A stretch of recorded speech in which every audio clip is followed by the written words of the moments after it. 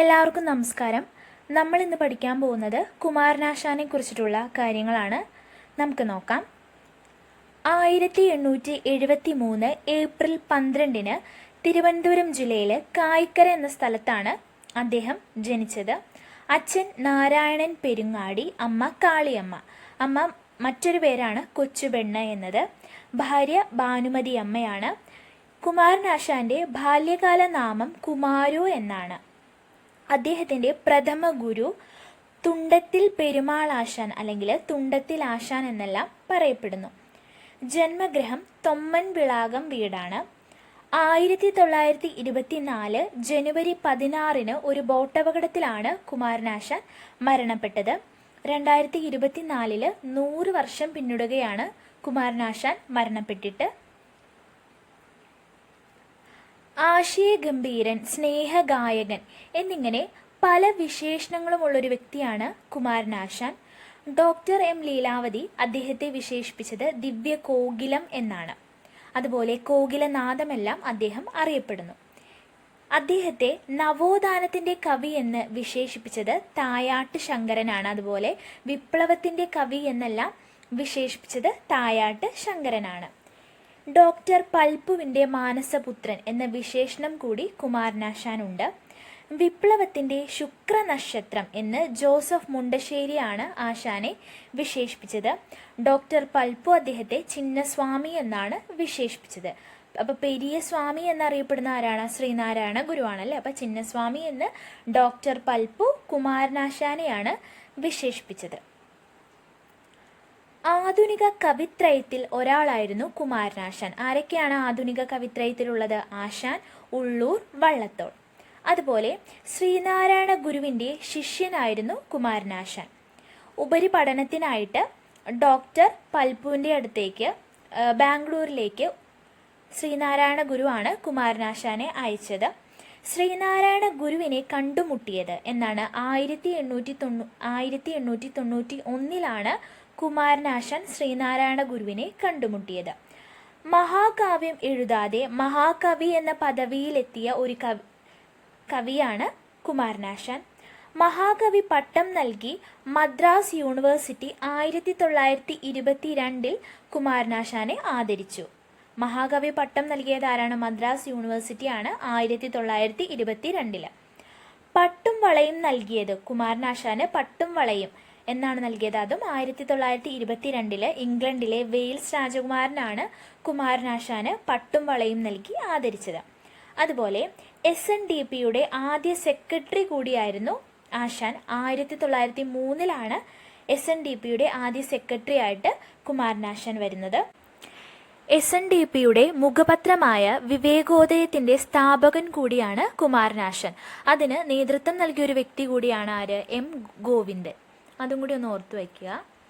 അതുപോലെ ഇന്ത്യൻ തപാൽ സ്റ്റാമ്പിൽ പ്രത്യക്ഷപ്പെട്ട ആദ്യ മലയാള കവി ആരാണ്? കുമാരനാശാനാണ് അല്ലേ. എന്നാണ് 1973 ഏപ്രിൽ 12 അദ്ദേഹത്തിൻ്റെ 100ാം ജന്മവാർഷികത്തോടനുബന്ധിച്ചാണ് ഇത് നടന്നത്. അതുപോലെ ഇന്ത്യൻ തപാൽ സ്റ്റാമ്പിൽ പ്രത്യക്ഷപ്പെട്ട ആദ്യ കവി ആരാണെന്ന് ചോദിച്ചാൽ അതാരാണ്? അത് ടാഗോറാണ്.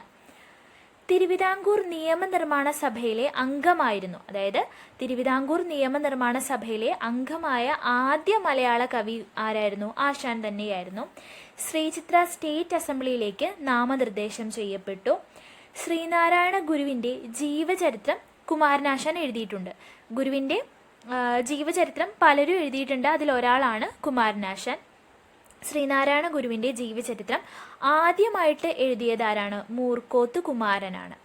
അതുപോലെ ടാഗോറും ഗുരുവും തമ്മിൽ കണ്ടുമുട്ടിയപ്പോൾ, അതായത് ടാഗോറും ശ്രീനാരായണ ഗുരുവും തമ്മിൽ കണ്ടുമുട്ടിയപ്പോൾ സംഭാഷണം തർജിമ ചെയ്തത് കുമാരനാശാനാണ്. എന്നായിരുന്നു? 1922. ഇനി യൂണിയൻ ടൈൽസ് വർക്ക്സ് എന്ന പേരിൽ ഓട് ഫാക്ടറി ആലുവയിൽ 1921 കുമാരനാശാൻ സ്ഥാപിച്ചു. എന്നാണ്? 1921 ആലുവയിൽ യൂണിയൻ ടൈൽസ് വർക്ക്സ് എന്ന പേരിൽ ഓട് ഫാക്ടറി സ്ഥാപിച്ചു. അതേ വർഷം തന്നെ ശാരദ ബുക്ക് ഡിപ്പോയും അദ്ദേഹം സ്ഥാപിച്ചു.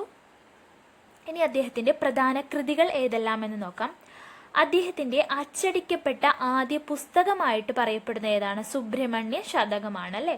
വിദ്യാർത്ഥിയായിരിക്കുമ്പോഴാണ് വള്ളി വിവാഹം, സുബ്രഹ്മണ്യ ശതകം, ഉഷാ കല്യാണം എന്നിവ രചിച്ചത്.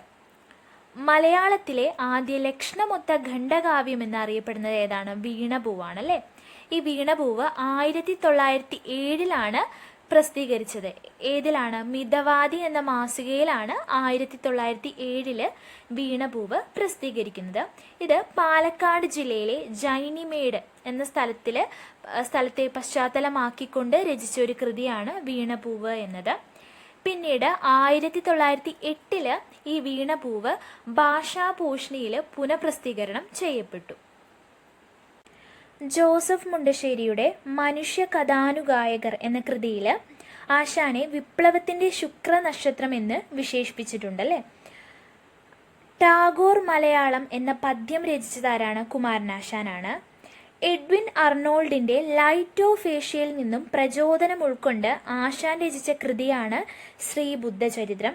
അതുപോലെ AR രാജരാജവർമ്മയുടെ മരണത്തിൽ അനുശോചിച്ച് ആശാൻ എഴുതിയ വിലാപ കാവ്യമാണ് പ്രരോദനം എന്നത്. മാപ്പിള ലഹളയെ പശ്ചാത്തലമാക്കി രചിച്ചതാണ് ദുരവസ്ഥ എന്നത്. അപ്പോൾ ദുരവസ്ഥയിലെ പ്രധാന കഥാപാത്രങ്ങളാണ് ആരൊക്കെയാണ്? സാവിത്രി, ചാത്തൻ എന്നിവർ. അപ്പോൾ ഒന്നുകൂടി നമുക്ക് നോക്കാം. എഡ്വിൻ അർണോൾഡിൻ്റെ ലൈറ്റ് ഓഫ് ഏഷ്യയിൽ നിന്ന് പ്രചോദനം ഉൾക്കൊണ്ട് രചിച്ചതാണ് ഏത്? ശ്രീബുദ്ധചരിതം എന്നത്. അതുപോലെ തന്നെ AR രാജരാജവർമ്മയുടെ മരണത്തിൽ അനുശോചിച്ച് രചിച്ച വിലാപ കാവ്യമാണ് എന്ത്? പ്രരോദനം എന്നത്. ഇനി മാപ്പിള ലഹളയെ പശ്ചാത്തലമാക്കി രചിച്ചതാണ് ദുരവസ്ഥ. ദുരവസ്ഥയിലെ പ്രധാന കഥാപാത്രങ്ങളാണ് സാവിത്രിയും ചാത്തനും. ദുരവസ്ഥ എന്ന കൃതിയെ കേരളത്തിലെ പുരോഗമന സാഹിത്യത്തിൻ്റെ മുന്നോടി എന്ന് വിശേഷിപ്പിച്ചത് ആരാണ്? EMS ആണ് അല്ലേ. എന്നാണ് ദുരവസ്ഥ എന്ന കൃതിയെ കേരളത്തിലെ പുരോഗമന സാഹിത്യത്തിൻ്റെ മുന്നോടി എന്ന് വിശേഷിപ്പിച്ചത് EMS ആണ്. ഇനി ആശാന്റെ അവസാന കൃതി ഏതാണ്? കരുണയാണ് കുമാരനാശാന്റെ അവസാന കൃതി. നമ്മൾ ഓൾറെഡി പറഞ്ഞു പോലെ എന്നാണ് 1924 അദ്ദേഹം ഒരു ബോട്ട് അപകടത്തിൽ മരണപ്പെട്ടു. ഈ 1924 വഞ്ചിപ്പാട്ട് വൃത്തത്തിൽ രചിച്ച ഒരു കൃതിയാണ് കരുണ. കരുണയിൽ പ്രധാന കഥാപാത്രങ്ങളാണ് വാസവദത്തയും ഉപഗുപ്തനും. ഇനി ലൈല മജ്നു എന്ന കൃതിയുടെ പ്രചോദനം ഉൾക്കൊണ്ട് രചിച്ചതാണ് ലീല എന്നത്. ഈ ലീല എന്ന കൃതിയിലെ പ്രധാന കഥാപാത്രങ്ങൾ മദനനും ലീലയുമാണ്. മാംസ നിബന്ധമല്ല രാഗം എന്ന് പറയുന്നത് ഏത് കൃതിയിലാണ്? ലീലയിലാണ് ഇങ്ങനെ പറയുന്നത്. ടാഗോറിനോടുള്ള ആദരസൂചകമായിട്ട് രചിച്ച കൃതിയാണ് ദിവ്യകോകിലം എന്നത്. ആരോടുള്ളതാണ്? ടാഗോറിനോടുള്ള ആദരസൂചകമായിട്ട്. അതുപോലെ സൗന്ദര്യലഹരി എന്ന കൃതി ആശാൻ രചിച്ചിട്ടുണ്ട്. നളിനി അല്ലേ. നളിനി നമുക്കറിയാം അല്ലേ. നളിനിയിലെ പ്രധാന കഥാപാത്രങ്ങളാണ് നളിനിയും ദിവാകരനും. നളിനി എന്ന കൃതിക്ക് അവതാരിക എഴുതിയതാരാണ്? AR രാജരാജവർമ്മയാണ് നളിനി എന്ന കൃതിക്ക് അവതാരിക രചിച്ചത്. ഇനി കുമാരനാശാന്റെ നാടകം, 2 നാടകമാണ്. ഏതൊക്കെയാണ്? വിചിത്ര വിജയവും അതുപോലെ തന്നെ മൃത്യുഞ്ജയവും. ഇനി കുട്ടികൾക്ക് വേണ്ടി രചിക്കപ്പെട്ടതാണ് പുഷ്പവാടി, മണിമല, ബാലരാമായണം എന്നിവ. ഇനി 2022 100ാം വാർഷികം ആഘോഷിച്ച ആശാന്റെ കൃതികൾ ഏതൊക്കെയാണ്? ദുരവസ്ഥയും ചണ്ടാല ഭിക്ഷുകിയുമാണ് 2022 100ാം വാർഷികം ആഘോഷിച്ച ആശാന്റെ കൃതികൾ. മാതങ്കി എന്ന കഥാപാത്രം ഏതിലാണ് വരുന്നത്? ചണ്ടാല ഭിക്ഷുകിയിലാണ് മാതങ്കി എന്ന കഥാപാത്രം വരുന്നത്. സ്നേഹത്തിൽ നിന്നുദിക്കുന്ന ലോകം സ്നേഹത്താൽ വൃതി തേടും എന്ന വരികൾ ഏതിലാണ്? ചണ്ടാല ഭിക്ഷുകിയിലാണ്. ജാതി വ്യവസ്ഥയ്ക്കെതിരെ ശബ്ദമുയർത്തിയ കൃതി ഏതാണ്? ദുരവസ്ഥയാണ് അല്ലെ. എന്താണ്? മാപ്പിള ലഹളയെ പശ്ചാത്തലമാക്കി രചിച്ച കൃതിയാണ് ദുരവസ്ഥ എന്ന് നമ്മൾ പറഞ്ഞു. കണ്ണീരിനാൽ അവനീ വാഴ്വ് കിനാവും കഷ്ടം എന്ന് ഏത് കൃതിയിലാണ് പറയുന്നത്? വീണപൂവിലാണ് പറയുന്നത്. ആശാന്റെ ഏറ്റവും നീണ്ട കാവ്യമായിട്ട് പറയപ്പെടുന്നത് ദുരവസ്ഥയാണ്. ആശാന്റെ സാഹിത്യ ഗുരു ആരാണ്? AR രാജരാജവർമ്മയാണ് അദ്ദേഹത്തിൻ്റെ സാഹിത്യ ഗുരുവായിട്ട് പറയുന്നത്. ഇനി ആത്മീയ ഗുരുവായിട്ട് പറയുന്നത് ആരെയാണ്? ശ്രീനാരായണ ഗുരുവിനെയാണ് അല്ലേ. അതുപോലെ പ്രതിഭ എന്ന മാസിക ആശാൻ പ്രസിദ്ധീകരിച്ചിരുന്നു. ഇനി ആലപ്പുഴയിൽ പല്ലനയാറ്റിൽ റെഡീമിയർ എന്ന ബോട്ട് അപകടത്തിലാണ് അദ്ദേഹം 1924 മരണപ്പെട്ടത്. ആശാന്റെ കൃതികളെക്കുറിച്ചുള്ള സമഗ്ര പഠനം എന്ന നിലയിൽ MK സാനു രചിച്ച ഒരു കൃതിയാണ് അശാന്തിയിൽ നിന്നും ശാന്തിയിലേക്ക്.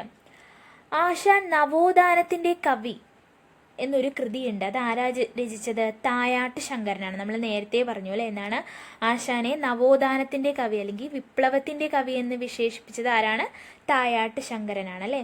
മൃത്യുഞ്ജയം എന്ന കാവ്യഗീതം രചിച്ചത് ആരാണ്? MK സാനു ആണ്. Kumaranasan national institute of culture എന്നത് എവിടെയാണ് സ്ഥിതി ചെയ്യുന്നത്? തോന്നയ്ക്കലാണ്. തിരുവനന്തപുരം തോന്നയ്ക്കലാണ് ഇത് സ്ഥിതി ചെയ്യുന്നത്. ആശാൻ സ്മാരകം നിലവിൽ വന്നതെന്നാണ്? 1958 അല്ലേ. അന്ന് ആ കാലത്തെ വിദ്യാഭ്യാസ മന്ത്രിയായ ജോസഫ് മുണ്ടശ്ശേരിയാണിത് ഉദ്ഘാടനം ചെയ്തത്. ആശാൻ പുരസ്കാരം ഏർപ്പെടുത്തിയതെന്നാണ്? 1985. ഇത് നൽകിയത് 1989. ആദ്യ ജേതാവ് NN കുമാരനാശാൻ്റെ കൃതികളെക്കുറിച്ച് നമ്മൾ നോക്കി. അതിൻ്റെ കാലക്രമം നമുക്കൊന്ന് നോക്കാം. 1907 വീണപൂവ് പ്രസിദ്ധീകരിച്ചു. മിതവാദി എന്ന മാസികയിലാണത് ആദ്യമായിട്ട് പ്രസിദ്ധീകരിച്ചത്. പിന്നീട് 1908 ഭാഷാഭൂഷണിയിൽ അത് പുനഃപ്രസിദ്ധീകരണം ചെയ്യുന്നത്. കേരളവർമ്മ വലിയ കോയിത്തമ്പുരാൻ ആ കവിത പദ്യപാഠാവലിയിൽ ചേർത്തു. 1909 സിംഹപ്രസവം എന്ന കൃതി പ്രസിദ്ധീകരിച്ചു. 1911 നളിനി, 1913 ലീല, 1915 ശ്രീബുദ്ധചരിത്രം 2 കാണ്ഡങ്ങൾ, പിന്നീട് 1917 3ഉം 4ഉം കാണ്ഡങ്ങൾ മരണശേഷം, അതായത് 1924 ശേഷമാണ് 5ാമത്തെ കാണ്ഡം പ്രസിദ്ധീകരിച്ചത്. 1916 ബാലരാമായണം, 1918 ഗ്രാമവൃക്ഷത്തിലെ കുയിൽ, 1919 പ്രരോദനം, ചിന്താവിഷ്ടയായ സീത, ചിത്രയോഗ നിരൂപണം, 1922 ദുരവസ്ഥ, ചണ്ഡാല ഭിക്ഷുകി എന്നീ കാവ്യങ്ങളും പുഷ്പവാടി എന്ന ബാലകവിതയും, പിന്നീട് 1924 കരുണ പ്രസിദ്ധീകരിക്കുന്നത്. അപ്പോൾ ഇത്രയും കാര്യങ്ങളാണ് കുമാരനാശാനായിട്ട് ബന്ധപ്പെട്ട് പറയപ്പെടുന്നത്. മനസ്സിലായി എന്ന് വിചാരിക്കുന്നു.